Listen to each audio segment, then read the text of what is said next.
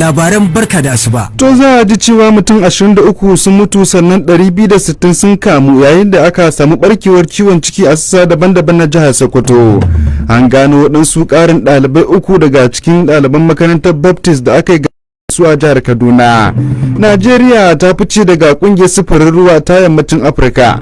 A getare za a ji cewa shugaba Biden ya nemi gwamnan jihar New York da ya yi murabus daga kan mukaminsa bayan fitowar wani rahoton cin zarafi. To mu sauraro assalamu alaikum, barkanmu da safiyar wannan rana da fatan an wayi gari cikin ƙoshin lafiya. Yau take Laraba 25 ga watan Zulhijja shekara 1442 bayan hijira ta fiyayen halitta Annabi Muhammad sallallahu alaihi wasallama daga garin Makka zuwa birnin Madina. Daidai kenan da 4 ga watan Agusta na shekarar 2021 miladiya. Sai kuma a ta zama domin jin cikakkun labaran. Sunana Nura Haruna Mudi, muna tare da abokiyar aiki Binta Abdullahi Fulani. Akalla mutum 23 ne suka mutu sakamakon barkewar cutar kumburin ciki a wasu sassa na jihar Sokoto. Kwamishinan lafiya na jihar Muhammad Inani ya tabbatar da mutuwar mutanen ga manema labarai a wani taron tattaunawa da aka gudanar a jiya Talata. Ya bayyana cewa barkewar cutar ta shafi kananan hukumomi guda 13 cikin guda 23 na jihar, inda ya kara da cewa sama da mutum guda 260 ne suka kama da cutar kumburin ciki da hanji tana haifar da zawo da ciwon mara da tashin zuciya sai amai da zazzabi ga duk wanda ya kama da ita. To nan kuwa gwamnatin jihar Rivers ta umarci likitoci masu neman kwarewa a asibitin koyarwa na jami'ar jihar akan su dakatar da yajin aikin da suke ci gaba da yi a cikin sa'o'i 24 daga ranar Talata ko kuma su asarar albashinsu da kuma hatsarin fuskantar kora daga bakin aiki. Wata sanarwa da sakataren gwamnatin jihar ta Rivers Dr. Tami Dangogo ya fitar ta rawaito cewa yayin da likitoci suke da 'yancin yin yajin aiki, amma gwamnatin jihar Rivers suna tsammanin irin wannan mataki ya kamata a ce ya takaita ga likitoci da suke aiki kai tsaye karkashin gwamnatin tarayya. Sanarwar ta kuma rawaito gwamnan jihar ta Rivers tana kirarin cewa akwai tabbatar da cewa a bi dukkanin matakan da suka dace, kasancewar likitoci ba sa bin gwamnatin jihar albashin ko sisin kwabo da kuma sauran haƙoƙi da ya kamata a ce an baiwa ma'aikatan kiwon lafiya. Kungiyar likitoci masu neman kwarewa a asibitin koyarwa na jami'ar jihar ta Rivers a ranar Litinin ta umarci mambobinta akan su shiga yajin aikin kasa baki ɗaya da kungiyar likitoci masu neman kwarewa a Najeriya suka tsunduma, inda suke ci gaba da aiwatar da yajin aikin. Likitocin dai sun zargi gwamnatin jihar da gazawa wajen yin biyayya ga dokar wasu da ma'aikatan lafiya ta shekarar 2017 da kuma biyan alawus na hatsarin shiga annobar cutar COVID-19 tare da kin yin ƙarin girma ga likitoci akalla shekara takwas. A nan kuma gwamnan jihar Kano Abdullahi Umar Ganduje ya amince da naɗin sabbin shugabannin kwalejin kimiyya da fasahar lafiya ta kwalejin koyon aikin jinya da kuma unguwar zoma tare da mataimakansu da kuma magatakarda. Jami'an da aka naɗa sun haɗar da Malam Bara'u Muhammad Kofar Nasarawa a matsayin shugaban kwalejin kimiyya da fasahar lafiya, sai Garba Haruna Abubakar a matsayin mataimaki, yayin da Sani Abdulkadir da aka tabbatar da shi a matsayin magatakarda na kwalejin. A kwalejin koyon aikin jinya da unguwar zoma kuwa gwamnan Ganduje ya amince da naɗin mai Sa'id Muhammad a matsayin shugaba. Sanarwar da babban sakataren yaɗa labarai na gwamna Abba Anwar ya fitar a ranar Talata ta ambato Ganduje na umartar sabbin jami'an da aka naɗa da su yi amfani da fasahar zamani wajen sauke nauyin da aka ɗora musu, tare kuma da dagewa akan ba da ilimi mai nagarta da kuma da'a. To har yanzu da a birnin na Kano, babban jojin jihar Kano mai shari'a Nura Sagir Umar ya sanar da fara hutun shekara-shekara na ma'aikatan shari'a na shekarar 2021 zuwa shekarar 2022. Sanarwar da kakakin kotunan jihar Kano Baba Jaba Ibrahim ya fitar tare hoto babban jojin na bayyana cewa hutun zai fara ne daga ranar 23 ga watan Agusta na shekarar da muke ciki ta 2021 kuma zai kare a ranar 3 ga watan Oktoba na shekarar ta bana. Sakamakon hakan dai sanarwar ta nunar da cewa babban jojin da kansa zai aiki a matsayin alkali mai lamba ɗaya, yayin da Honorable Justice Dija Abdul Aboki da Honorable mai shari'a Sunusa Adomaji za su yi aiki a hutun a matsayin alkalai masu lamba 2 da lamba 3. Shugaban ƙasa Muhammadu Buhari ya amince da tura manyan sakatarori guda 9 zuwa wasu ma'aikatu da hukumomin gwamnatin tarayya.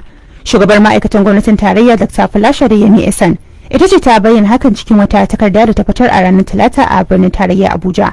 Yemi Esan ta ce manyan sakatarorin da aka tura sun haɗar da Mr. Bitrus Nabasu daga ma'aikatar albarkatun man fetur zuwa ma'aikatar sadarwa da tattalin arzikin zamani, sai Dr. Evelyn Ingige daga ofishin shugabar ma'aikata zuwa ma'aikatar ciniki da zuba jari. Sauran su ne Mr. Mamman Mamuda daga ofishin shugabar ma'aikata zuwa ma'aikatar lafiya, sai kuma Dr. Nasir Gwarzo wanda aka tura daga ma'aikatar ciniki da zuba jari zuwa ma'aikatar albarkatun man fetur. To daga harkokin na kwadago a can birnin tarayya Abuja, bari mu dawo Kaduna garin gwamna, inda aka sake gano karin waɗansu ɗalibai guda 3 daga cikin waɗanda aka yi garkuwa da su a makarantar sakandaren Baptist da ke jihar Kaduna.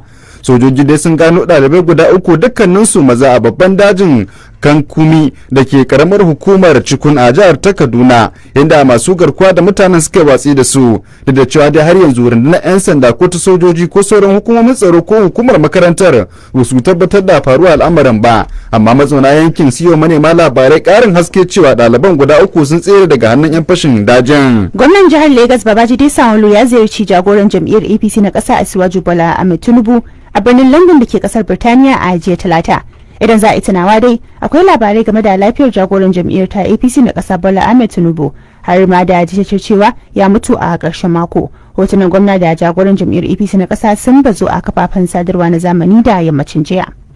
To a nan kuwa Najeriya ta fice daga kungiyar sufurin jiragen ruwa ta yammaci da kuma tsakiyar Afirka bisa zargin kin bin ka'idoji da dokokin aiki dangane da cancantar mutane da za a zaba domin rike mukamin sakatare janar na kungiyar. Wannan dai na kunshi a cikin wata sanarwa da tawagar Najeriya ta gabatar a babban taron kungiyar na 15 da aka gudanar ranar Alhamis ta makon jiya a Kinshasa da a can jamhuriyar demokuraɗiyyar Congo. Mai magana da yawon ma'aikatar sufuri mai suna Eric Ejekwe ya bayyana cewa wato dan takarar Najeriya kuma daraktan ayyukan jiragen ruwa na ma'aikatar sufuri ta Najeriya Dr. Paul shine kadai wanda ya cancanta, kuma ya kamata a ce an ayyana shi a matsayin wanda zai rike mukamin sakatare janar na kungiyar ba tare da hamayya ba. Ana sauraron labaran barka da asuba kai tsaye da kanan mita 93.1 Arewa Radio tashar Hausa Zalla.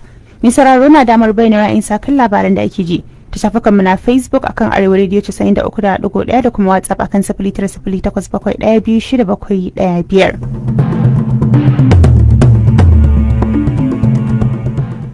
Mai sauraro yanzu za mu tsallaka kasashe na ƙetare farawa da nahiyar Afirka, inda gwamna ƙarƙashin mulkin soji na yankin Ituri da ke jamhuriyar demokradiyyar Congo ya Allah wadai da kisan da aka yi waɗansu mutane guda 16 da ke zargi waɗansu ɓata gari ne suka aikata laifin. Johnny Lubuya ya bayyana cewa za a aiki da ƙarin dakarun soji zuwa yankunan domin ganin sun inganta tsaro, inda bayyana manema labarai cewa ana ƙoƙarin ganin an maida mutanen da suka kaurace gidajensu sakamakon rikicin da ake fuskanta a wannan yankin. Tun da farko dai waɗansu rahotanni sun bayyana cewa mutane guda 16 ne suka rasa rayukansu sakamakon yadda aka wasu ɓata gari suka daba musu wuka, bayan da ake zargin cewa wasu ne waɗanda suka aikata laifin suna da alaka da ƙasar Amurka. Da sauran sassan duniya kuwa shugaban Amurka Joe Biden ya bi sauran manyan 'yan Democrat, inda a jiya Talata ya kira ga gwamnan New York mai suna Andrew da ya yi murabus daga kan mukaminsa bayan kammala wani bincike mai zaman kansa wanda ya nuna cewa ya ci zarafin mata da yawa. wadda watanni dai sun tabbatar cewa gwamnan, wanda ya jawo cece kuce a fadin kasar saboda martaninsa na farko, ya kareta zargin aikata rashin da'a kuma ya ki amsa kiran gaggawa akan cewa ya murabus bayan bincike ya gano cewa ya musguna wa sabbi da kuma tsofaffin ma'aikatan jihar New York. A jiya Talata dai Biden da kuma kakakin majalisar dokoki a kasar ta Amurka Nancy Pelosi su ma sun tabbatar da cewa ya kamata gwamnan mai wa'adi na 3 ya sauka daga kan mukaminsa, yayin da 'yan majalisar jihar suke kokarin matsa lamba domin a tsige shi daga kan mukamin na gwamna. Yanzu kuma sai bayanin harkokin kasuwanci.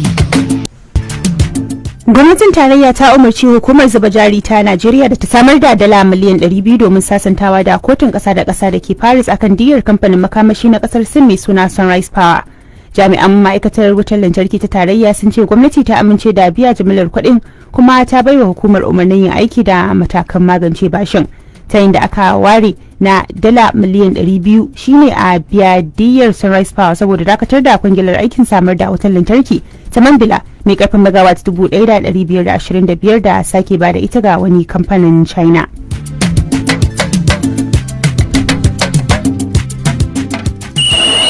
Za ku saurari labarin wasanni. To a fagen harkokin wasanni tawagar Najeriya yanzu tana kan matsayi na 64 a teburin lambobin yabo yayin da ake ci gaba da wasannin Olympics na Tokyo na shekarar 2020 inda aka shiga rana ta 11 a can kasar Japan. Hakan ya faru bayan da 'yar wasa Ise Brome da Blessing suka samarwa Najeriya tagulla da azurfa a gasar da ake ci gaba da gudanarwa. Kasar sun ita ce akan gaba akan teburin da lambobin yabo na zinare 32 sai Amurka da ke biye mata baya da 24 yayin da Japan take da 19 sai Australia wadda take da akalla guda 14. Gwamnatin tarayya dai ta sanar da cewa za ta bayar da tukucin dala 15,000 da dala 10,000 da kuma dala 7,500 ga waɗanda suka yi kokari kuma suka samu nasarar cin zinare da azurfa da kuma tagulla a gasar ta Olympics ta birnin Tokyo ta shekarar 2020. Ga Muhammad Fadil Salu da ci gaban waɗansu labarin harkokin wasanni. Gwamnatin tarayya ta linka kyautar kudaden da za a bawa duk wani dan tawagar 'yan wasan Najeriya da ya halarci gasar Olympics ta Tokyo kuma ya nasarar lashe wata sarka kama daga tagulla, azurfa har zuwa zinare har sau 3. Daraktan hukumar kuma wakili a ma'aikatar matasa da ci gaban harkokin wasanni Dr. Simon Iboyayi shine ya bayyana hakan a jiya Talata yayin da yake jinjina wa 'yan wasa Blessing Obarodudu wacce ta yi nasarar lashe sarka ta biyu a jerin tawagar 'yan wasan na Najeriya. A wani labarin kuma tsohon tauraron dan wasan kungiyar kwallon kafa ta Arsenal Roberto Ferris ya yi amannar cewa gamayyar dan wasa Harry Maguire da kuma dan wasa Rafael Varane ba karaman nasara zai zame wa kungiyar kwallon kafan ta Manchester United ba. Ya kara da cewa dan wasa Varane dan asalin kasar Faransa zai samu gagaruman nasara a karkashin mai horas da kungiyar kwallon kafan ta Manchester United Ole Gunnar Solskjaer. A fagen cinikayya da musayar 'yan wasa kuwa tsohon dan wasan tsakiya na kungiyar kwallon kafa ta Crystal Palace James McCarthy ya rattaba hannu akan yarjejeniyar zaman sa a kungiyar kwallon kafa ta Celtic har na tsawon shekara 4 yayin da dan wasan tsakiya na kungiyar kwallon kafa ta Liverpool Fabinho shi ma ya rattaba hannu akan kwantiragi mai dogon zango na ci gaba da zaman sa a kungiyar kwallon kafan ta Liverpool. Dan wasa Fabinho dan asalin kasar Brazil shine dan wasa na biyu a jerin tawagar 'yan wasa 11 farko na kungiyar kwallon kafa ta Liverpool waɗanda suka rattaba hannu akan tsawaita kwantiragin zaman sa a kungiyar bayan da tuni dan wasa Alexander Arnold ya rattaba hannu akan ci gaba da zaman shi a kungiyar tun a watan da ya gabata. Muhammad Fadil Salihu, Arewa Radio. Sai kuma hasashen masana yanayi. Da ranar yau hasashen masana yanayi ya bayyana cewa birnin Kano, Dabo da Bauchi da Kaduna har ma da Shagari da ke jihar Sokoto za su kasance cikin yanayin gajimare akan ma'aunin Celsius 28 zuwa 31. Yana gwa da ke jihar Bayelsa da Owerri da ke jihar Imo har ma da Ikeja da ke jihar Lagos za su kasance cikin yanayin gajimare akan ma'aunin Celsius 27 da kuma 28. Idan muka bar gida Najeriya kuwa birnin Nairobi da ke kasar Kenya da kuma Jamena da ke kasar Chadi za su kasance cikin yanayin gajimare akan ma'aunin Celsius 20 da kuma 30. To mai sauraro da haka muka kawo ƙarshen labarin na barka da asuba a wannan safiya amma kafin mai sallama akwai maimacin kanin su. Tun da farko an ji cewa mutum guda 23 sun mutu sannan 260 sun kamu yayin da aka samu barkewar ciwon ciki a sassan jihar Sokoto. An gano wasu ƙarin ɗalibai guda 3 daga cikin 'yan makarantar Baptist da aka yi garkuwa da su a jihar Kaduna. Najeriya ta fice daga ƙungiyar sufurin ruwa ta yammacin Afirka. Daga ƙetare kuwa shugaban ƙasar Amurka Joe Biden ya nemi gwamnan jihar New York da ya murabus bayan fitowar rahoton cin zarafi. Na shiga ban ɗauka ba ta fidda ɓarawo. Na shiga ban ɗauka ba ta fidda ɓarawo karin magana kenan a wannan rana ta Laraba. Madadin sashen labarai da al'amuran yau da kullun na Arewa Radio 93.1 a zangon FM. Kola Wale Omoni shine jami'in da ya tsara labaran tsaf kamar yadda aka ji. Sunana Nura Haruna Mudi tare da abokiyar aiki. Binta Abdullahi Fulani muke cewa a cigaba da kasancewa da Arewa Radio a zangon FM.